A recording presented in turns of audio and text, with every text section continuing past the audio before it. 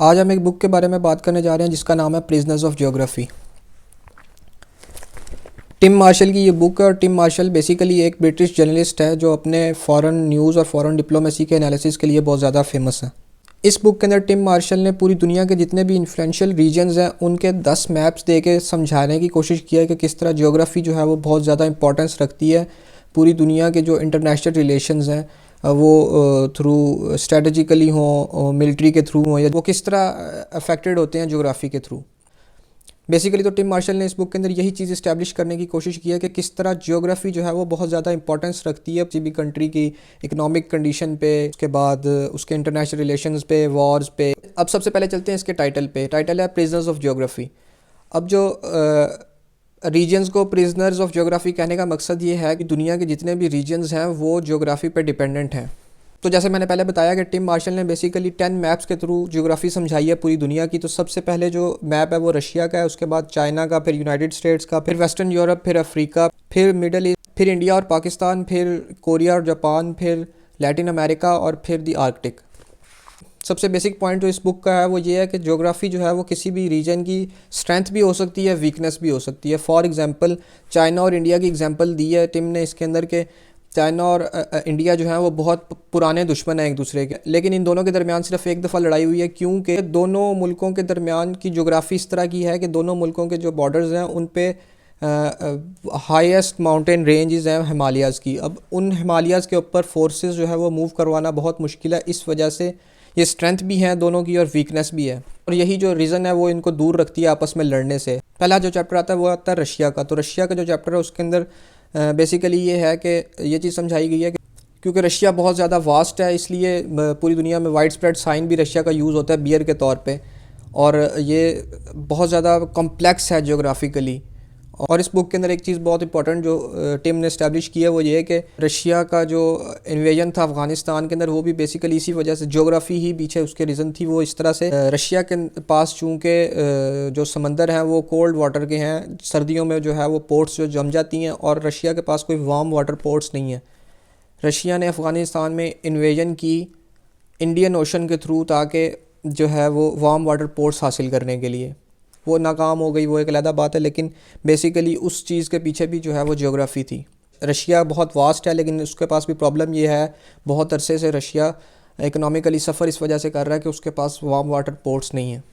इसके साथ साथ रशिया वाले चैप्टर में वर्ल्ड वॉर के इवेंट्स और उसके बाद नेटो और भी बहुत सारे जो इस तरह के इवेंट्स हैं, स्पेशली इवान दी ग्रेट वाला जो इवेंट्स थे वो सारे बड़े थॉरली डिस्कस किए हैं टिम ने।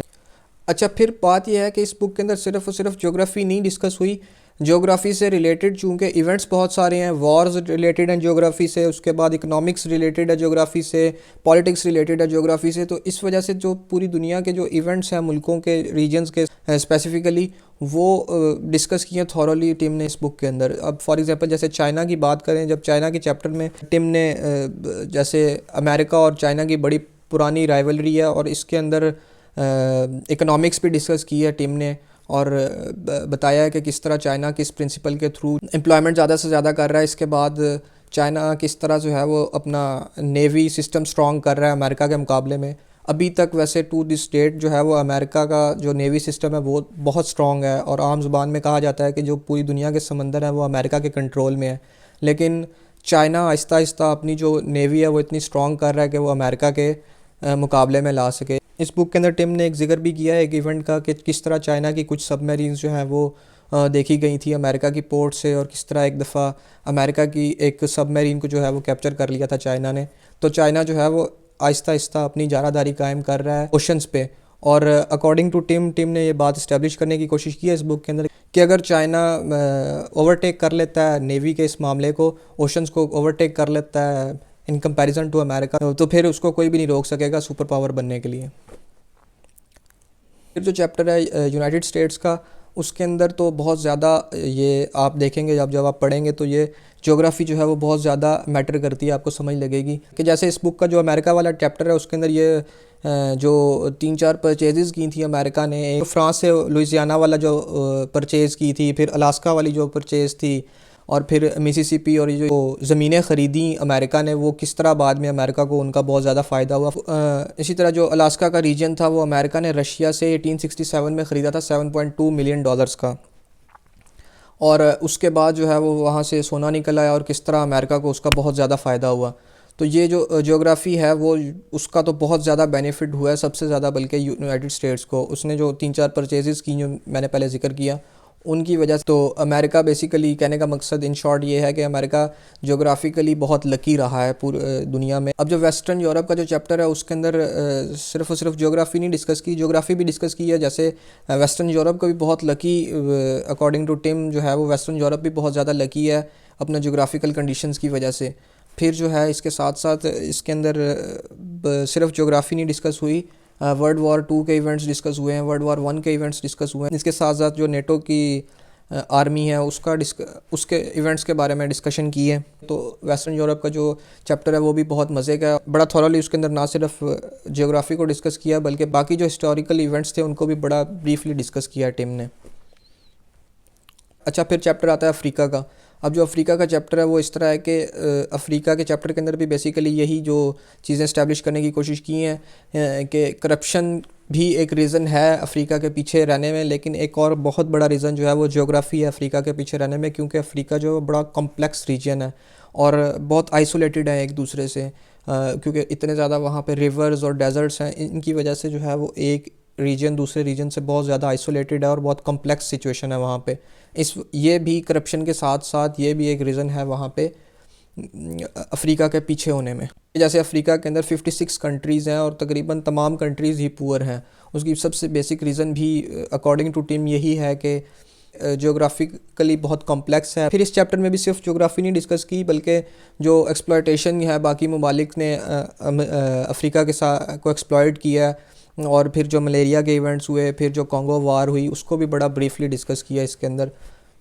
अच्छा, फिर आ जाता है मिडल ईस्ट वाला जो चैप्टर है। मिडल ईस्ट वाले चैप्टर के अंदर फिर बात हुआ है कि सुन्नी शिया वाली भी बात डिस्कस हुई है और किस तरह जो है वो सुन्नी शिया कॉन्फ्लिक्ट्स जो है वो बेसिकली उनके पीछे भी ज्योग्राफी है। और फिर इसके साथ साथ जो अलकायदा की फॉर्मेशन और दाइश और इन जो तंजीमें हैं इनकी फॉर्मेशन के बारे में भी बड़ा ब्रीफली डिस्कस किया।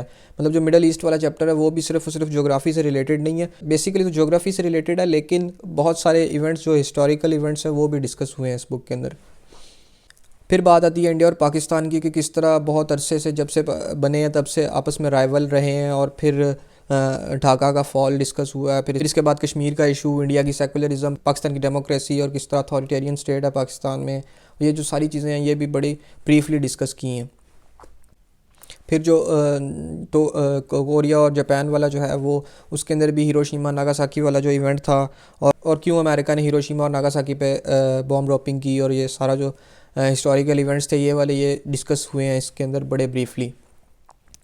फिर इसके साथ साथ एक और बात है कि ज्योग्राफी और हिस्ट्री के साथ साथ इसके अंदर कल्चर्स भी डिस्कस हुए हैं हर रीजन के। फॉर एग्जांपल अब जो नेक्स्ट चैप्टर है लैटिन अमेरिका वाला, उसके अंदर जो लैटिन अमेरिका का जो ओल्ड कल्चर था, पावरफुल लैंड ओनर्स वाला और माफियाज और ड्रग कार्टेल्स वाला, पाब्लो एस्कोबार वाला, जो वो सारा इवेंट्स थे वो बड़े ब्रीफली डिस्कस किए हैं। और इसके साथ साथ जो कल्चरल इवेंट्स थे और हिस्टोरिकल इवेंट्स थे वो भी डिस्कस किए हैं।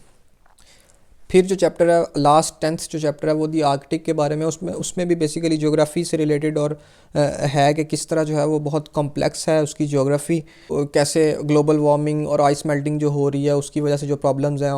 फिर इसके अलावा जो पैसेज है आर्कटिक से पैसिफिक तक उसके बारे में भी डिस्कस किया। तो ओवरऑल जो ये 10 चैप्टर्स मैंने आपके साथ डिस्कस किए इसमें बड़ा ब्रीफली जो है वो टिम ने डिस्कस किया है। लेकिन पॉइंट ये है कि इसके अंदर जितना भी कुछ डिस्कस किया है टिम मार्शल ने इस बुक के अंदर वो इस तरह से है कि बहुत सुपरफिशियल है और उसके अपने व्यूज़ हैं। अब फॉर एग्जांपल कई पॉइंट्स इस तरह के हैं बीच जिनसे मैं एग्री नहीं करता। फॉर एग्जांपल जो अफ्रीका वाला चैप्टर है उसके अंदर बहुत सारी चीज़ें हैं जिससे मैं एग्री नहीं करता। रशिया के कुछ इस तरह के पॉइंट्स थे, लेकिन फिर भी जब आप ये बुक पढ़ेंगे तो आपको बहुत ज़्यादा इंसाइटफुल नॉलेज नहीं आपको हिस्ट्री और कल्चर इन चीज़ों का मिलेगा, लेकिन आपको अच्छी खासी जो है नो हाउ हो जाएगी इस बुक को पढ़ने के बाद। जो बिगिनर्स हैं और जो इंटरनेशनल पॉलिटिक्स और लोकल पॉलिटिक्स में इंटरेस्ट रखते हैं और हिस्ट्री के इवेंट्स में इंटरेस्ट रखते हैं उनके लिए तो ये बुक लाजमी उनको पढ़नी चाहिए, क्योंकि इस बुक को पढ़ने के बाद तक आपको अच्छी खासी पूरी दुनिया की जो वॉर्स थी उनके बारे में, कल्चर्स के बारे में, फिर जो जियोग्राफ़ी के बारे में और लोकेशंस के बारे में और जो राइवलरीज़ हैं पूरी दुनिया में उनके बारे में अच्छी खासी आपको नॉलेज आ जाएगी। लाजमी नहीं है कि आप टीम की हर बात से एग्री करें, लेकिन बात पॉइंट इसमें यह है कि आप नॉलेज जो है वो कितना गेन कर रहे हैं। और बिगनर्स को ये बुक लाजमी पढ़नी चाहिए जो इंटरेस्ट रखते हैं इंटरनेशनल रिलेशंस में, इंटरनेशनल पॉलिटिक्स में, लोकल पॉलिटिक्स में। क्योंकि सबसे बड़ी रीज़न इसकी ये है कि बग़ैर ज्योग्राफ़ी को समझे आप कभी भी इंटरनेशनल पॉलिटिक्स या लोकल पॉलिटिक्स को नहीं समझ सकते, क्योंकि ये सारी चीज़ें आपस में इंटरलिंक्ड हैं। इवन के वॉर्स हैं, जितने कल्चर्स हैं, वो भी ज्योग्राफ़ी से रिलेटेड हैं।